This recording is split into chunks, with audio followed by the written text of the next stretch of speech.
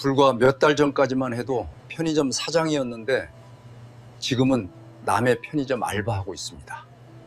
사장님, 오늘도 야간 들어가시는 거죠? 남의 편의점에서 시급 1만 원 받고 알바를 합니다. 30년 다닌 대기업에서 차장으로 퇴직했습니다. 그런데 지금은 어떻습니까? 23 사장님한테 고개 숙이고 야간 근무 부탁합니다. 더 참담한 건 따로 있습니다. 2년 반 동안 제 편의점 운영하면서 손에 쥔 돈보다 지금 알바비로 버는 게 더 많습니다. 2억 2천만 원 쏟아부었는데 말입니다. 아버지 제발 그만하세요. 아들이 무릎 꿇고 울먹였습니다. 편의점은 안전하다고 했습니다. 본사가 다 알려준다고 했습니다. 불패 신화라고 했습니다. 그런데 왜 저는 지금 냉장고 앞에 서 있습니까? 왜 제 가게가 아닌 남의 가게에서 말입니까? 2023년 2월이었습니다. 회사에서 희망퇴직 통보를 받았습니다. 차장님 정말 죄송합니다. 회사 사정이. 인사팀 부장이 고개를 숙였습니다. 30년을 한 우물만 팠습니다. 자동차 부품 공장 생산관리였습니다. 새벽 5시에 출근해서 밤 10시에 퇴근하는 날도 많았습니다. 그렇게 일했는데 55에 짐을 싸야 했습니다. 퇴직금은 2억 5천만 원이었습니다. 적지 않은 돈이었습니다. 아내가 말했습니다. 여보, 그냥 쉬면서 지내요. 애들도 다 컸잖아요. 하지만 저는 멈출 수가 없었습니다. 평생 일만 했던 사람이었습니다. 집에 가만히 있으면 답답해서 미칠 것 같았습니다. 뭐라도 해야 해. 아직 60도 안 됐어. 주변을 둘러봤습니다. 동기들은 어떻게 사는지 궁금했습니다. 식당을 차린 친구도 있었습니다. 카페를 연 선배도 있었습니다. 그런데 다들 힘들다고 했습니다. 야, 창업은 절대 하지 마. 지옥이야. 그런데 한 친구가 다르게 말했습니다. 편의점은 괜찮더라. 본사가 다 관리해 주니까. 편의점이었습니다. 그 말이 귀에 들어왔습니다. 집 근처에도 편의점이 참 많았습니다. 아침 출근길에도 보이고 저녁 퇴근길에도 보이고 밤에도 환하게 불이 켜져 있었습니다. 저렇게 많은데 다 망하겠어? 인터넷을 찾아봤습니다. 편의점 창업 후기들이 수없이 많았습니다. 성공했다는 글도 많았습니다. 한 달에 500만 원 순수익 남긴다는 사람도 있었습니다. 30년 넘게 생산 관리했는데 편의점 하나 못 굴리겠어? 그렇게 생각했습니다. 생산 관리가 뭡니까? 재고 관리하고 물류 돌리는 일 아닙니까? 편의점도 비슷할 거라고 봤습니다. 아내를 설득했습니다. GS 같은 대기업 브랜드잖아. 안전해. 본사에서 다 도와준대. 아내는 반대했습니다. 하지만 제가 너무 간절했습니다. 집에서 텔레비전만 보고 있을 순 없었습니다. 한 번만 믿어줘. 내가 30년 동안 일한 경력이 어디 가겠어? 결국 아내가 고개를 끄덕였습니다. 그때 몰랐습니다. 그게 시작이었다는 걸 말입니다. 본사 상담을 받으러 갔습니다. 깔끔한 사무실이었습니다. 젊은 담당자가 웃으며 악수를 청했습니다. 차장님 같은 분이 오시면 저희가 환영이죠. 관리 능력 있으신 분들이 제일 잘하세요. 기분이 좋았습니다. 인정받는 느낌이었습니다. 초기 비용은 1억 5천만 원 정도 보시면 됩니다. 권리금, 인테리어, 첫 물품 비용 다 포함입니다. 월 매출은 어느 정도 나올까요? 이 상권이면 평균 7천만 원은 나옵니다. 순이익은 한 500에서 600 정도 보시면 되고요. 계산기를 두드렸습니다. 한 달에 500만 원이면 1년에 6천만 원이었습니다. 나쁘지 않았습니다. 아니, 좋았습니다. 사장님, 지금이 타이밍입니다. 이 자리 다른 분들도 보고 계세요. 마음이 급해졌습니다. 누가 먼저 가져갈 것 같았습니다. 좋습니다. 하겠습니다. 그날 계약금 1,000만 원을 냈습니다. 집에 돌아오는 길이었습니다. 가슴이 두근거렸습니다. 새로운 시작이었습니다. 제 사업이었습니다. 아내가 저녁을 차려줬습니다. 아들도 집에 왔습니다. 아빠, 편의점 한다고요? 그래. 아빠가 이제 사장이다. 아들이 걱정스러운 얼굴을 했습니다. 요즘 편의점 많이 망한다던데요. 야, 내가 뭘 알아? 아빠가 30년 넘게 회사 다닌 경력이 어디 가니? 그렇게 말했습니다. 그땐 정말 자신만만했습니다. 모든 게 순조로워 보였습니다. 2023년 4월이었습니다. 드디어 오픈하는 날이었습니다. 새벽 5시에 일어났습니다. 잠이 안 왔습니다. 설레는 마음으로 가게로 향했습니다. 제 이름이 적힌 간판이 보였습니다. GS25라는 큰 글자 아래 작은 글씨로 점주 이름이 있었습니다. 내 가게다. 벅찬 감정이 밀려왔습니다. 55평생 처음으로 제 사업을 하는 겁니다. 본사에서 파견 나온 직원이 설명했습니다. 사장님, 첫 일주일이 중요합니다. 동네 분들한테 인사 많이 하시고요. 일단 제가 2주일 동안 옆에서 도와드릴게요. 물건 진열하는 법부터 배웠습니다. 계산대 사용법도 익혔습니다. 생각보다 복잡했습니다. 그런데 재밌었습니다. 뭔가 새로웠습니다. 어서 오세요. 첫 손님이었습니다. 동네 아저씨였습니다. 담배 한 갑을 사 가셨습니다. 첫 매출 4,500원이었습니다. 손이 떨렸습니다. 시작이다. 오픈 행사를 했습니다. 하나 더 하나 행사였습니다. 물건 하나 사면 하나 더 주는 겁니다. 본사에서 지원해 주는 거였습니다. 손님들이 제법 왔습니다. 새로 오셨어요? 네, 잘 부탁드립니다. 인사를 많이 했습니다. 웃으면서 친절하게 대했습니다. 회사 다닐 때는 직원들한테 무뚝뚝했는데 장사는 달라야 한다고 생각했습니다. 첫 주 매출이 나왔습니다. 1,200만 원이었습니다. 일주일에 말입니다. 한 달이면 5천만 원은 넘길 것 같았습니다. 여보, 생각보다 괜찮은데? 손님이 꽤 오네? 아내도 기뻐했습니다. 가끔 가게에 와서 도와주기도 했습니다. 그런데 일주일이 지나자 파견 직원이 떠났습니다. 사장님, 이제 혼자서도 충분히 하실 수 있으실 거예요. 힘드신 거 있으면 전화 주세요. 그때부터 혼자였습니다. 아침 6시에 출근해서 밤 10시까지 있었습니다. 점심시간도 없었습니다. 손님이 계속 왔기 때문입니다. 사장님, 삼각김밥이랑 컵라면이요. 네, 4,800원입니다. 계산하고 포장하고 인사하고 계속 반복이었습니다. 그런데 뭔가 이상했습니다. 매출은 나오는데 손에 남는 게 없었습니다. 첫 달 매출은 6,500만 원이었습니다. 생각보다 적었습니다. 본사에서 7천만 원은 나온다고 했는데 말입니다. 아, 첫 달이니까 적게 나온 거겠지? 그렇게 생각했습니다.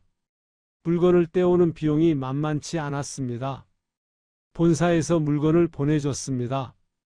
그런데 가격이 생각보다 비쌌습니다. 매출의 70%가 물건 값이었습니다. 6,500만 원 매출에 4,500만 원이 원가였습니다. 남은 건 2천만 원이었습니다. 여기서 임대료 300만 원, 전기세 50만 원, 인건비 100만 원을 빼면 1,550만 원이었습니다. 그래도 1,500은 남네. 그런데 다음 달 통장을 보고 깜짝 놀랐습니다. 본사 로열티가 빠져나갔습니다. 매출의 3%였습니다. 6,500만 원에 3%면 195만 원이었습니다. 카드 수수료도 있었습니다. 폐기 비용도 있었습니다. 유통기한 지난 물건들을 버리는 비용이었습니다. 다 계산하고 나니 손에 남은 건 1200만 원이었습니다. 한 달 16시간씩 일해서 1200만 원이었습니다. 뭔가 잘못됐는데? 그런데 본사 담당자는 이렇게 말했습니다. 사장님, 초반이라 그래요. 단골 붙으면 매출 더 오릅니다. 믿고 싶었습니다. 아직 2달밖에 안 됐다고 생각했습니다. 더 열심히 했습니다. 새벽 5시에 나가서 밤 11시에 들어왔습니다. 쉬는 날도 없었습니다. 명절에도 가게를 열었습니다. 셋째 달이 지났습니다. 매출은 7천만 원까지 올랐습니다. 손에 남은 건 1,800만 원이었습니다. 조금 나아졌습니다. 봐, 오르고 있잖아. 스스로를 다독였습니다. 그런데 그때부터였습니다. 이상한 신호들이 보이기 시작한 게 말입니다. 2023년 7월이었습니다. 장사를 시작한 지 석 달째였습니다. 매출이 7,500만 원까지 올랐습니다. 단골들이 생겼습니다. 아침마다 커피 사가는 직장인도 있었고 저녁에 도시락 사가는 학생도 있었습니다. 사장님, 오늘도 활기차시네요. 하하하, 그래야죠. 밝게 웃었습니다. 장사가 잘 된다는 소문이 나면 손님이 더 온다고 생각했습니다. 아내도 가끔 와서 청소를 도와줬습니다. 여보, 이제 좀 자리 잡히는 것 같지? 그러게. 이 정도면 괜찮아? 하지만 손에 쥐는 돈은 여전히 1,800만 원 정도였습니다. 생각보다 적었습니다. 그래도 나쁘지 않다고 생각했습니다. 그런데 어느 날이었습니다. 가게 문 열고 나왔는데 길 건너편이 보였습니다. 공사가 한창이었습니다. 뭔가 짓고 있었습니다. 저기 뭐 들어오는 거예요? 옆 가게 사장님한테 물었습니다. 아, 편의점 들어온대요. CU인가 그거? 심장이 철렁했습니다. 편의점이요? 여기서 100m도 안 되는데요? 그러게요. 요즘 편의점들이 미쳤어요. 어디든지 들어와요. 걱정이 되기 시작했습니다. 그런데 아직은 괜찮을 거라고 생각했습니다. 100m 떨어졌으면 손님이 나눠질 수도 있지. 우리 가게가 먼저니까 단골들은 안 떠날 거야. 한 달 뒤였습니다. 길 건너편에 CU가 문을 열었습니다. 오픈 행사를 크게 했습니다. 하나 더 하나는 기본이었고 경품 추첨까지 했습니다. 그날부터 손님이 눈에 띄게 줄었습니다. 아침에 커피 사가던 직장인들이 안 왔습니다. 저녁에 도시락 사가던 학생들도 줄었습니다. 길 건너편이 더 가까운 사람들이었던 겁니다. 이건 일시적이야. 오픈 행사니까 사람들이 구경 가는 거지. 그렇게 믿고 싶었습니다. 하지만 한 달이 지나도 손님은 돌아오지 않았습니다. 매출이 5,800만 원으로 떨어졌습니다. 1,700만 원이나 줄어든 겁니다. 손에 남는 돈은 1,000만 원이었습니다. 이렇게 되면 임대료도 못 내겠는데? 밤에 잠이 안 왔습니다. 천장만 바라봤습니다. 본사에 전화했습니다. 담당자님, 길 건너에 CU가 들어와서 매출이 너무 떨어졌어요. 뭔가 대책이 없을까요? 사장님, 그건 어쩔 수 없는 부분이에요. 경쟁사 출점은 저희가 막을 수 없거든요. 대신 행사를 더 하시면. 행사요? 지금도 매주 하고 있는데요. 그럼 아르바이트생 뽑아서 전단지라도 돌리시는 건 어떠세요? 아르바이트생을 뽑으면 인건비가 또 나갑니다. 지금도 빠듯한데 말입니다. 아니야, 조금만 참으면 돼. 다시 오를 거야. 그런데 상황은 더 나빠졌습니다. 2023년 9월이었습니다. 가게 열고 5개월째였습니다. 가게 옆 건물 1층에 또 공사가 시작됐습니다. 설마 했는데 역시 나였습니다. 세븐일레븐이었습니다. 이게 말이 되나? 100m 안에 편의점이 3개가 되는 겁니다. 제 가게 길 건너 CU 옆 건물 세븐일레븐. 사장님, 여기 편의점 너무 많은 거 아니에요? 단골 손님도 그렇게 말했습니다. 그러게요. 저도 미치겠네요.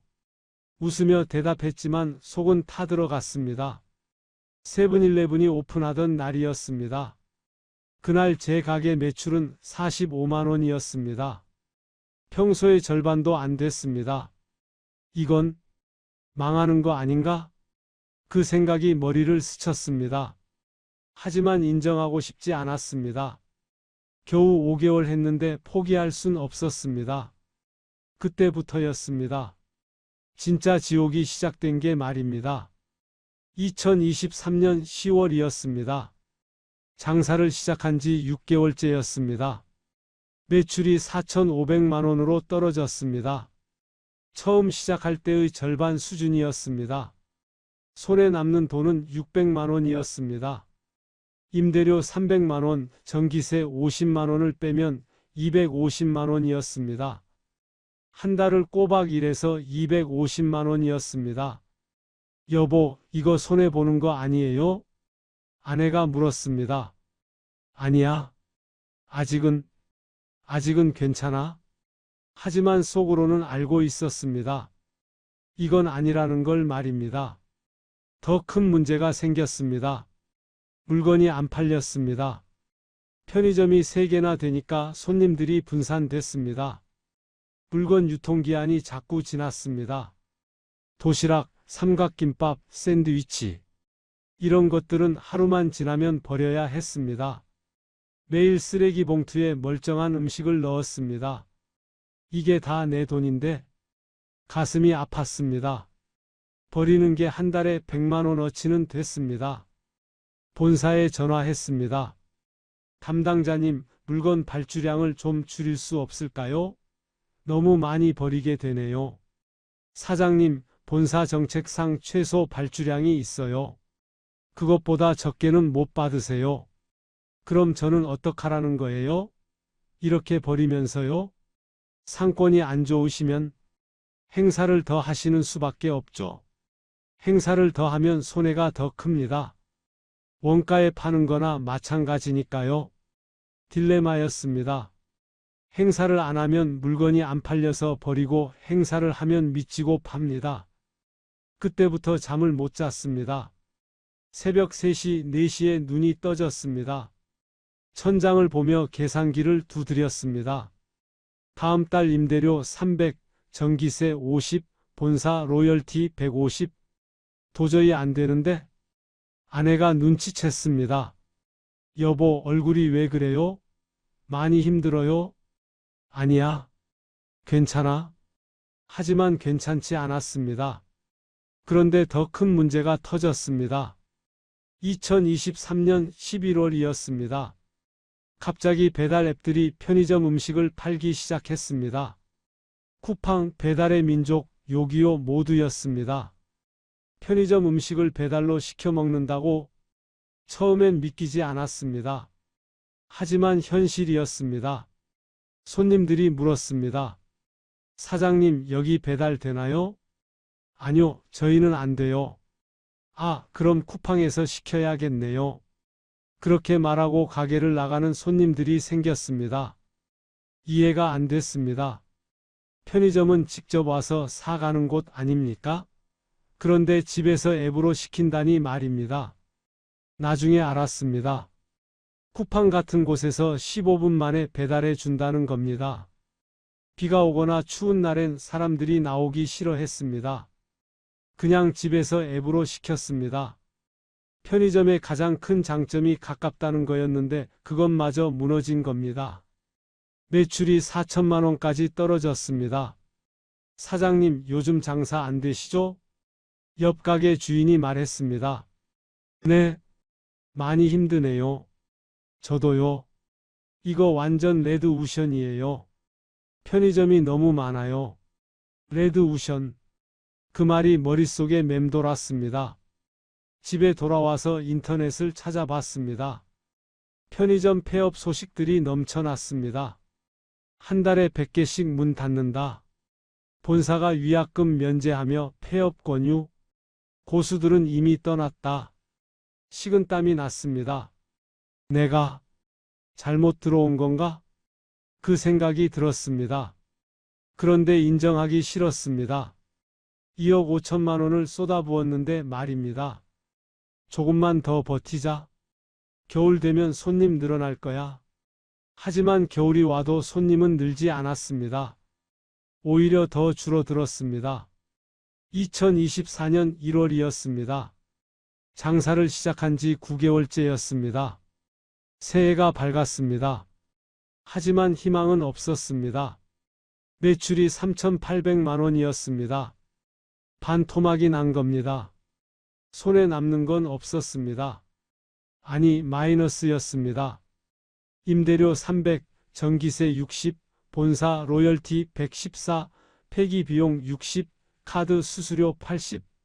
다 빼고 나니 손에 남는 게 없었습니다. 여보, 이번 달 적자예요. 아내에게 말했습니다. 얼마나요? 200만 원 정도. 아내 얼굴이 굳었습니다. 그럼 우리 적금 깨야겠네요. 미안해. 그 말밖에 할 수 없었습니다. 적금을 깼습니다. 2천만 원이었습니다. 노후 자금으로 모아둔 돈이었습니다. 다음 달엔 나아지겠지? 하지만 다음 달도 마찬가지였습니다. 2024년 2월이었습니다.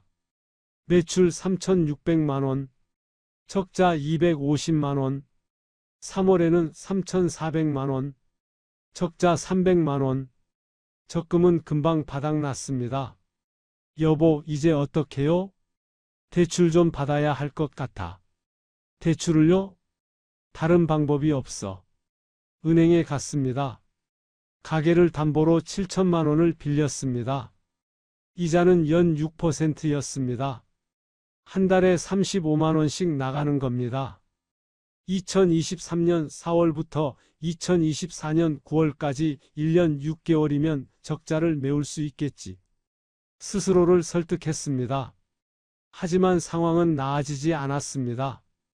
더 큰 충격이 왔습니다. 2024년 4월이었습니다.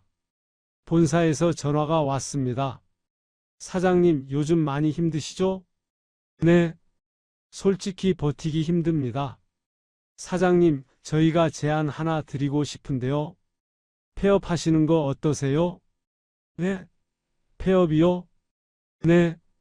지금 계약 기간이 3년 남았지만 저희가 위약금 전액 면제해 드리겠습니다. 귀를 의심했습니다. 본사가 위약금을 안 받겠다고? 그럼 뭔가 크게 잘못된 겁니다.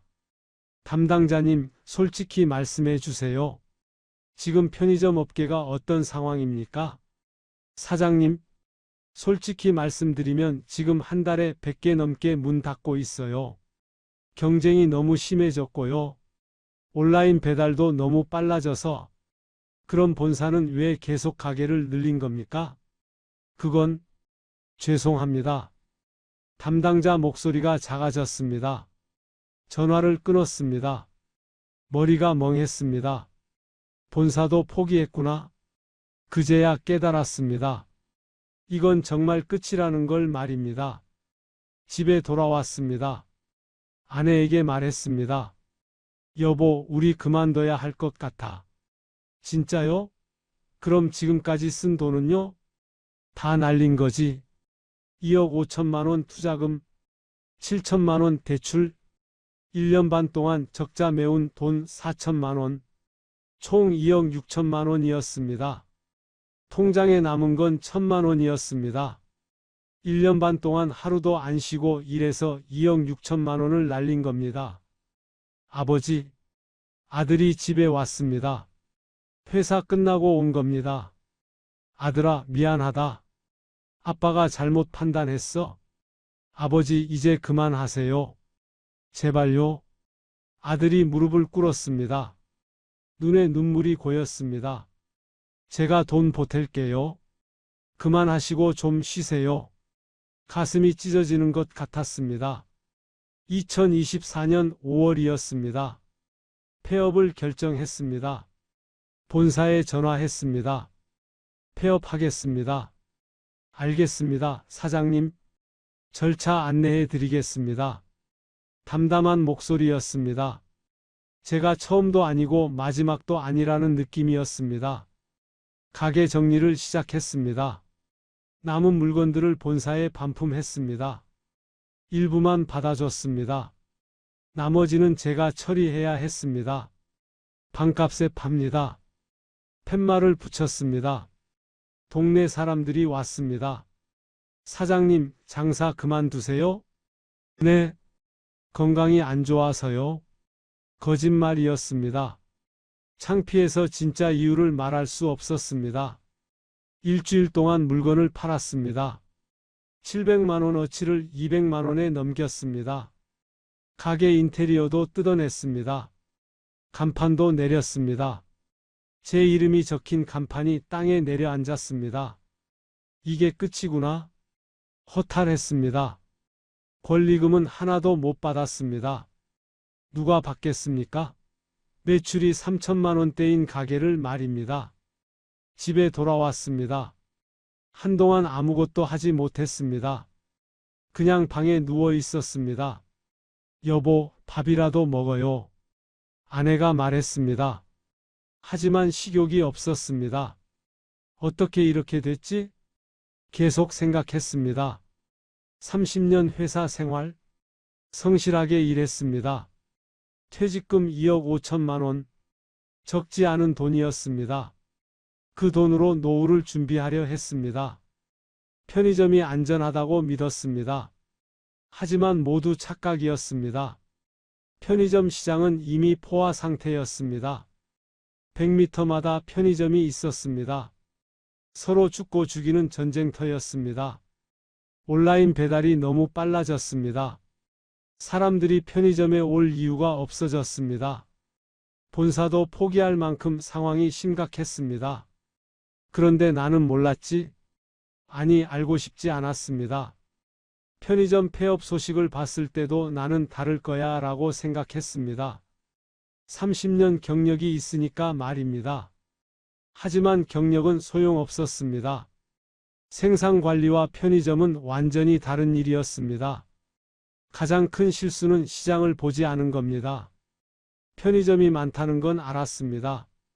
하지만 그래도 다들 하잖아? 라고 생각했습니다. 다들 한다고 해서 성공하는 건 아니었습니다. 오히려 다들 한다는 건 위험 신호였습니다. 고수들은 이미 떠났다. 그 기사가 생각났습니다. 여러 개 편의점 운영하던 사람들이 가게를 정리하고 있었습니다. 그들은 알았던 겁니다. 이 시장이 끝났다는 걸 말입니다. 하지만 저 같은 초보들은 몰랐습니다. 아니, 본사가 알려주지 않았습니다. 본사는 계속 가게를 늘렸습니다.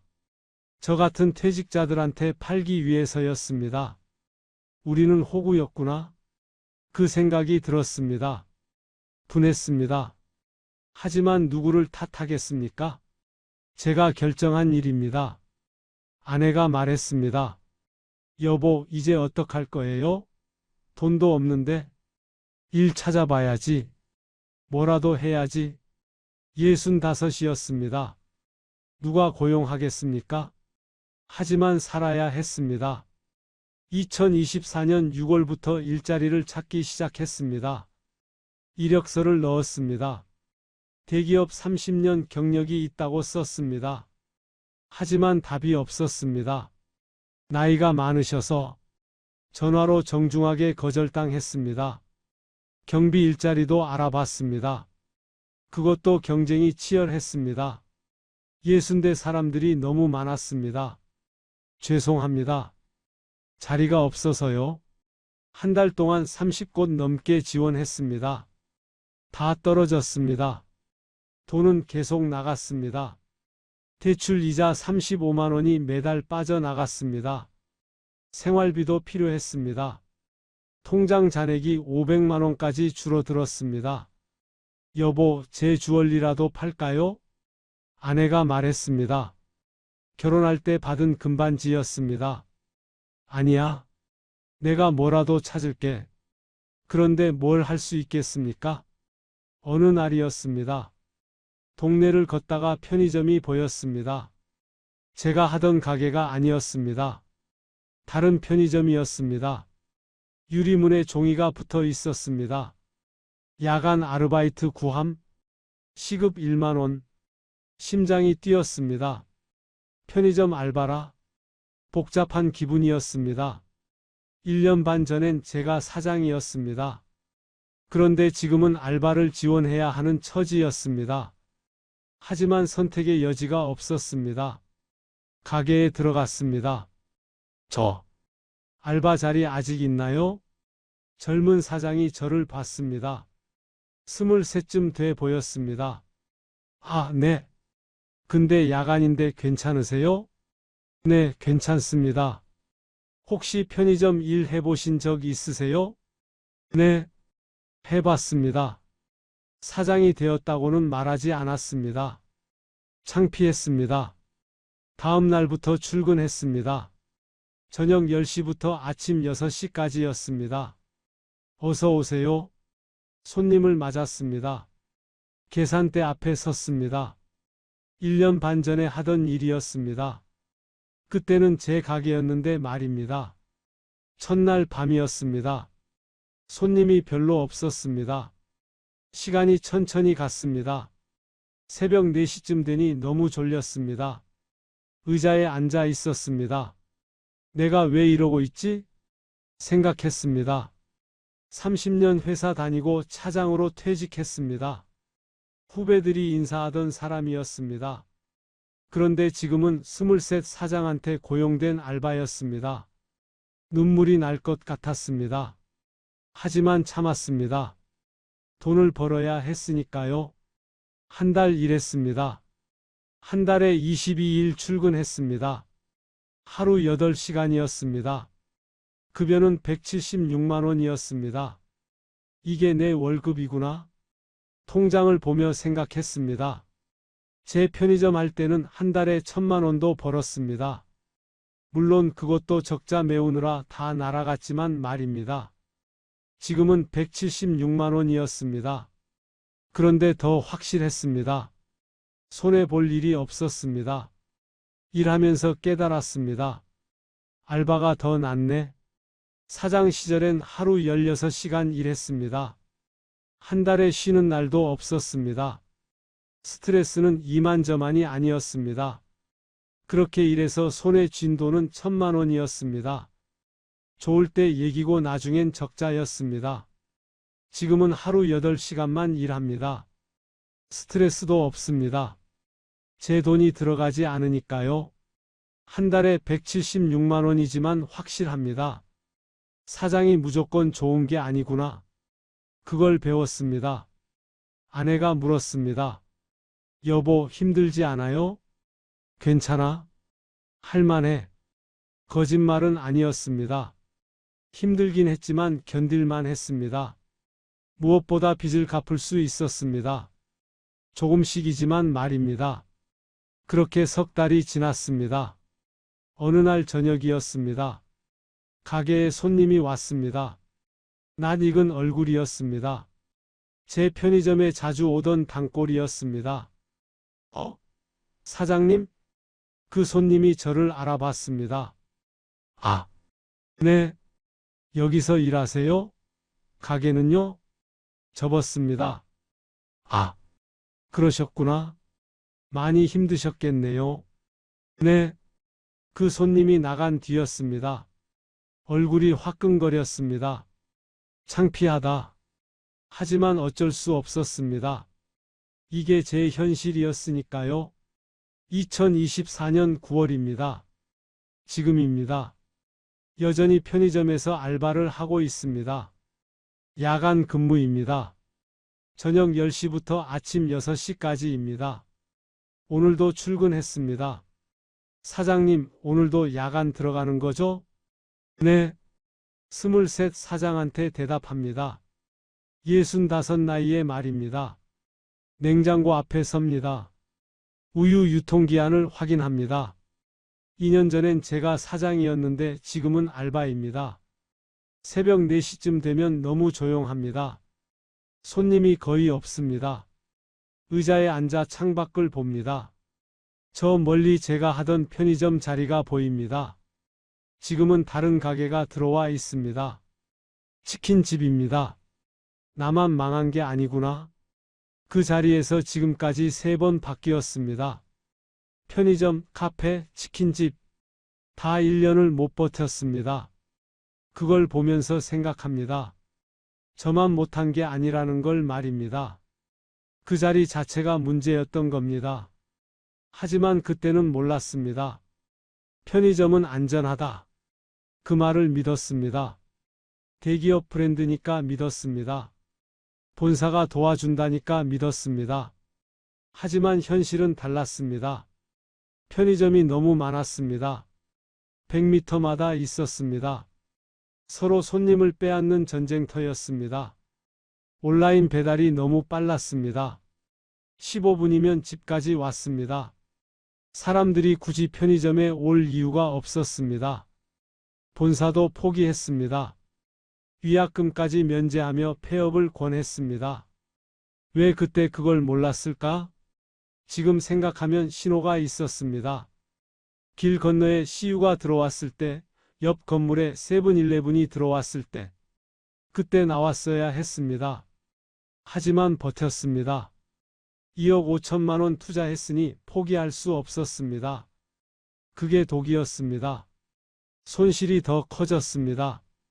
경제학에 이런 말이 있습니다. 매몰 비용에 집착하지 마라. 이미 쓴 돈은 돌아오지 않는다는 겁니다.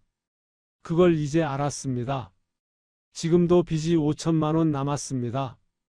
한 달에 176만 원 벌어서 조금씩 갚고 있습니다. 30만 원씩 갚으면 16개월 남았습니다. 1년 반입니다. 그때가 되면 67입니다. 그때는 뭘 하지? 걱정입니다. 하지만 지금 할 수 있는 건 이것밖에 없습니다. 아들이 가끔 돈을 보탭니다. 아버지 이거 쓰세요. 아니야. 내가 뭐하라? 괜찮아요. 제가 결혼 자금으로 모으던 건데 나중에 모으면 돼요. 고마우면서도 미안합니다. 아들 결혼 자금까지 쓰게 만들었으니까요. 아내는 요즘 가끔 교회 청소 일을 합니다. 한 달에 50만 원 받습니다. 여보, 우리 이것도 다 지나갈 거예요. 그래. 그러겠지. 그렇게 위로하며 살고 있습니다. 편의점에서 일하면서 느낍니다. 제가 했던 실수를 다른 분들은 하지 말았으면 좋겠습니다. 편의점은 안전하지 않습니다. 본사가 도와준다는 말도 반만 맞습니다. 시장을 봐야 합니다. 주변에 편의점이 몇 개인지, 손님이 얼마나 오는지, 배달 앱이 얼마나 빠른지 그걸 보고 판단해야 합니다. 저는 30년 경력을 믿었습니다. 하지만 경력은 소용없었습니다. 시장이 변했으니까요. 고수들은 이미 떠나고 있었습니다. 여러 개 하던 사람들이 하나씩 정리했습니다. 그걸 보고 알았어야 했습니다. 위험 신호라는 걸 말입니다. 하지만 저는 나는 다를 거야 라고 생각했습니다. 초보의 착각이었습니다. 만약 지금 편의점 창업을 고민하시는 분이 있다면 제 이야기를 들어주셨으면 합니다. 2억 2천만 원 쏟아부었습니다. 1년 반 하루도 안 쉬고 일했습니다. 그 결과는 1억 6천만 원 손실이었습니다. 지금은 65세 시급 1만 원 알바입니다. 5천만 원 빚이 남았습니다. 이게 현실입니다. 불패 신화는 없었습니다. 새벽 6시입니다. 교대 시간입니다. 수고하셨어요, 사장님. 아침 알바가 왔습니다. 대학생입니다. 응, 수고해. 가게를 나섭니다. 해가 뜹니다. 집으로 걸어갑니다. 오늘도 하루를 버텼네. 그렇게 생각하며 걷습니다. 여러분은 어떻게 생각하시나요? 혹시 비슷한 경험 있으신가요? 편의점이나 다른 창업으로 어려움 겪으신 분 계신가요? 댓글로 나눠주시면 감사하겠습니다. 우리 같은 시니어들이 서로 조심할 수 있도록 말입니다. 저는 앞으로도 열심히 살겠습니다. 빚 갚고 다시 일어서겠습니다. 감사합니다.